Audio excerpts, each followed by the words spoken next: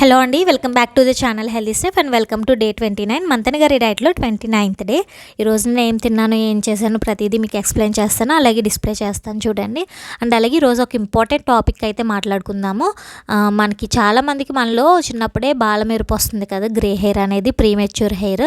So జుట్టు మెరవడం అది జరుగుతుంది. ఇది ఎందుకు జరుగుతుంది, అలాగే ఇది ఏ ఫుడ్స్ తింటే మనం తగ్గించుకోవచ్చు, దేనివల్ల ఇలా వస్తుంది అనేది ప్రతిదీ ఎక్స్ప్లెయిన్ చేసుకుందాం ఈరోజు. అండ్ అలాగే చాలామంది మీరు ఏం ఎక్సర్సైజ్ చేస్తున్నారు, ఆ వీడియో పెట్టండి అని అడుగుతున్నారు. సో తప్పకుండా పెడతా అండి, కొంచెం టైం చూసుకుని పెడతాను. నేనైతే ఎక్కువ సూర్య నమస్కారాలు ప్రాణాయామ చేయడానికి ట్రై చేస్తాను. సో తప్పకుండా అయితే వీడియో పెడతాను. అండ్ అలాగే నేను ఈరోజు మార్నింగ్ లేచిన వెంటనే వాటర్ తాగేసి నెక్స్ట్ 40 minutes గ్యాప్ ఇచ్చి ప్రాణాయామ చేశాను అనమాట.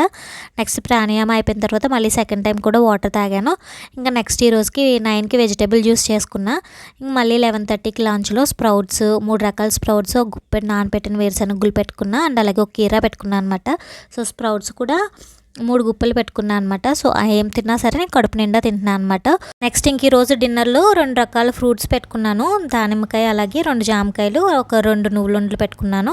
అండ్ అలాగే జీడిపప్పు, బాదం అవి కూడా పెట్టుకున్నాను అనమాట. ఇంక ఈరోజు వెయిట్ విషయానికి వస్తే 66.85 అనమాట. సో ఫైనల్లీ 65 మీదకి అయితే వచ్చిందనమాట మన వెయిట్. సో మనం ఏదైనా డైట్ స్టార్ట్ చేసినప్పుడు పేషెన్స్, కన్సిస్టెన్సీ చాలా ఇంపార్టెంట్ అనమాట.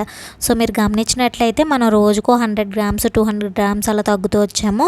సో ఫైనల్లీ ఈరోజు అయితే 65 మీదకి వచ్చిందనమాట.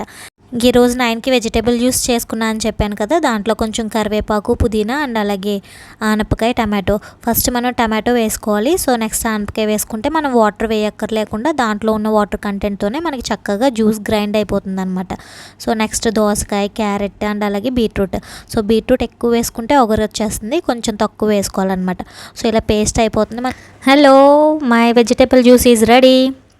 సో ఇది మనకి పల్ప్ రాకుండా ఉండాలంటే, గొజ్జు వెజిటేబుల్ పల్ప్ ఉంటుంది కదా, అది రాకుండా ఉండాలంటే నాప్కిన్లో వేసి పిండితే చాలా బాగుంటుంది అనమాట. సో మంచి నాప్కిన్ ఎప్పటికప్పుడు ఎండలో ఆరబెట్టింది వేసి దాంట్లో వేసి ఇలా పిండితే చక్కగా ఇలా ఫిల్టర్ అయిపోతుంది అనమాట. లేదు మేము స్ట్రైనర్లో చేస్తామనుకుంటే స్ట్రైనర్లో అయితే కొంచెం టైం పడుతుంది అండ్ అలాగే కొంచెం పల్ప్ వస్తుంది అనమాట. సో ఇలా అయితే మనకి పల్ప్ రాదు, చాలా ఈజీగా అయిపోతుంది అండ్ తాగడానికి కూడా చాలా బాగుంటుంది. మధ్యలో పల్ప్ తగిలితే అది ఏదోలా ఉంటుంది కదా, సో అలా అనమాట. సో ఇప్పుడు దీన్ని ఇలా సిప్ చేసుకుంటూ తాగుతాను నేను ఒక 10 minutes దాకా. మంతెన గారు ఎప్పుడు ఇలా తాగమని చెప్తారనమాట. ఒక 10 minutes అలా మనం టీ తాగినట్టు తాగాలి. సో మనం అది లాలాజలంలో కలుస్తూ అబ్జర్వ్ అవుతుంది అనమాట ఒంటికి. సో ఒకటేసారి తాగేస్తే ఏమవుతుందంటే మోషన్లో వెళ్ళిపోతుందని అంటారు ఆయన. కాబట్టి మీరు వెజిటేబుల్ జ్యూస్ తాగినప్పుడు ఇలా సిప్ చేస్తూ తాగండి, ఓకే.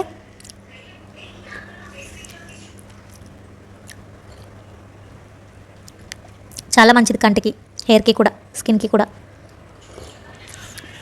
మనం లోపల నుంచి న్యూట్రిషన్ పంపితే మన ఫేస్ బయట నుంచి గ్లో అవుతుంది. సో రకరకాల మెడిసిన్స్ ఇలాంటివి యూస్ చేయక్కర్లేకుండానే ఇలా న్యాచురల్గా కూడా మనం స్కిన్ గ్లో చేసుకోవచ్చు అనమాట. ఇంక ఈరోజు టాపిక్లోకి వెళ్ళిపోతే మనలో చాలామందిని కామన్గా ఇబ్బంది పెట్టే ఒక ఇంట్రెస్టింగ్ టాపిక్ గురించి మాట్లాడుకుందాం. చిన్న వయసులోనే జుట్టు తెల్లబడడానికి కారణం ఏమిటి, అలాగే వైటమిన్ B12 దీనికి ఏమైనా సంబంధం ఉందా అని తెలుసుకుందాం. ముందుగా ఒక విషయం తెలుసుకుందాం. మన జుట్టుకి నల్లటి రంగు రావడానికి మెలనిన్ అనే పిగ్మెంట్ కారణం అనమాట. సో హెయిర్ ఫాలికల్లో మెలనిన్ ప్రొడక్షన్ తగ్గినప్పుడు జుట్టు గ్రే లేదా వైట్గా కనిపిస్తుంది. అయితే చిన్న వయసులోనే జుట్టు తెల్లబడటానికి ఒక కారణం మాత్రమే ఉండదు. చాలాసార్లు జెనెటిక్స్ అంటే ఫ్యామిలీ హిస్టరీ కూడా ముఖ్యమైన కారణం కావచ్చు అనమాట. అంటే మీ పేరెంట్స్లో ఎవరికైనా చిన్న వయసులోనే గ్రే హెయిర్ వచ్చి ఉంటే మీకు కూడా ఎర్లీగా వచ్చే అవకాశం ఉండొచ్చు అనమాట. అయితే కొన్ని న్యూట్రిషనల్ డెఫిషియన్సీతో కూడా ప్రీమెచ్యూర్ గ్రేయింగ్కి సంబంధం ఉన్నట్లు స్టడీస్లో కనిపించింది. అందులో మనం ఈరోజు ముఖ్యంగా మాట్లాడేది వైటమిన్ B12 అనమాట. సో కొన్ని స్టడీస్లో ప్రీమెచ్యూర్ గ్రే హెయిర్ ఉన్న వారిలో వైటమిన్ B12 లెవెల్స్ తక్కువగా ఉండటం కనిపించింది అనమాట. కానీ దీని అర్థం B12 తక్కువైతే ప్రతి ఒక్కరికి జుట్టు తెల్లబడిపోతుందని కాదు. ఇది ఒక పాసిబుల్ కంట్రిబ్యూటింగ్ ఫ్యాక్టర్ మాత్రమే. ఇప్పుడు అసలు క్వశ్చన్, సో B12 మనకి ఎక్కడి నుంచి లభిస్తుంది? వైటమిన్ B12 సహజంగా ఎక్కువ milk, curd, eggs, fish, meet వంటి యానిమల్ సోర్స్ ఫుడ్స్లో ఎక్కువగా లభిస్తుంది అనమాట. సో వెజిటేరియన్ డైట్ ఫాలో చేసే వాళ్ళకి B12 సోర్స్ కొంచెం లిమిటెడ్గా ఉండొచ్చు. అయితే B12 ఫోర్టిఫైడ్ ఫుడ్స్ ద్వారా కూడా పొందవచ్చు అనమాట. అందుకే వెజిటేరియన్ లేదా వెగన్ డైట్ ఫాలో చేసేవాళ్ళు తమ B12 ఇంటేక్ విషయంలో కొంచెం ఎక్స్ట్రా అటెన్షన్ పెట్టడం మంచిదన్నమాట. ఇంకొక ఇంపార్టెంట్ విషయం ఏంటంటే B12 ట్యాబ్లెట్ తీసుకుంటే తెల్ల జుట్టు మళ్ళీ నల్లగా మారిపోతుందని అనుకోకండి. మీకు నిజంగా B12 డెఫిషియన్సీ ఉంటే దాన్ని బ్లడ్ టెస్ట్ ద్వారా గుర్తించి డాక్టర్ అడ్వైస్ ప్రకారం కరెక్ట్ చేసుకోవడం ముఖ్యం అనమాట. కానీ జెనెటిక్స్ వల్ల వచ్చిన గ్రే హెయిర్ని ఒక వైటమిన్ ట్యాబ్లెట్తో గ్యారంటీగా బ్లాక్ చేయగలమని చెప్పడానికి సరైన ఎవిడెన్స్ లేదు.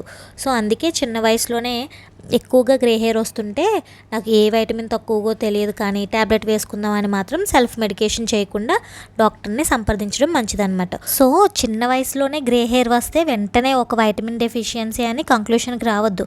జెనెటిక్స్ ఒక కారణం కావచ్చు, లైఫ్ స్టైల్ కూడా ఒక ఫ్యాక్టర్ కావచ్చు, అలాగే కొన్ని న్యూట్రియం డెఫిషియన్సీస్ లేదా హెల్త్ కండిషన్స్ కూడా సంబంధం కలిగి ఉండొచ్చు అనమాట. అందుకే సరైన కారణం తెలుసుకోవడం చాలా ముఖ్యం. మీకు కూడా చిన్న వయసులోనే గ్రే హెయిర్ వచ్చిందా? కమెంట్లో చెప్పండి మీకు ఏ ఏజ్లో మొదలైందో. మళ్ళీ నెక్స్ట్ వీడియోలో కలుద్దాం. మరిన్ని హెల్దీ ఫ్యాక్ట్స్ కోసం ఇప్పుడే వీడియోని లైక్ చేసి సబ్స్క్రైబ్ చేసుకోండి నెక్స్ట్ వీడియో కోసం. Thank you so much. See you tomorrow.